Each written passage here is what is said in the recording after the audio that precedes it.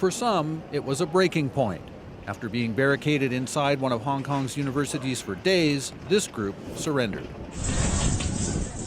Others, hoping to avoid arrest, tried something daring and dangerous, lowering themselves to waiting rescuers who took them away by motorcycle before police shut it down.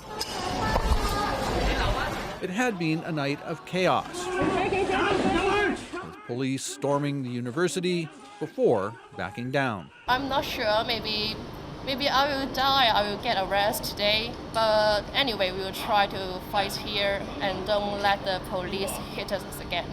Authorities say more than 100 people were injured. An unknown number remain barricaded inside. The U.S., which has largely avoided criticizing Beijing, voiced concerns. The Chinese Communist Party must honor its promises to the Hong Kong people, who only want the freedoms and liberties that they have been promised.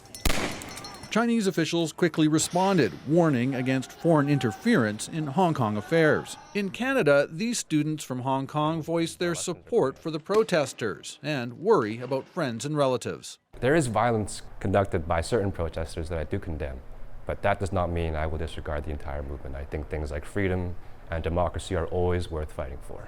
This student leader believes most of the public remains behind the protesters despite the increase in violence and property damage.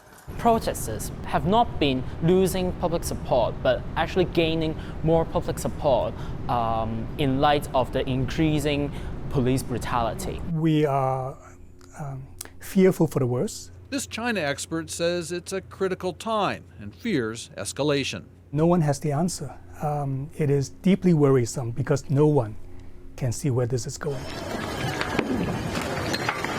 What started on the streets has now shuttered prestigious universities, with no end in sight.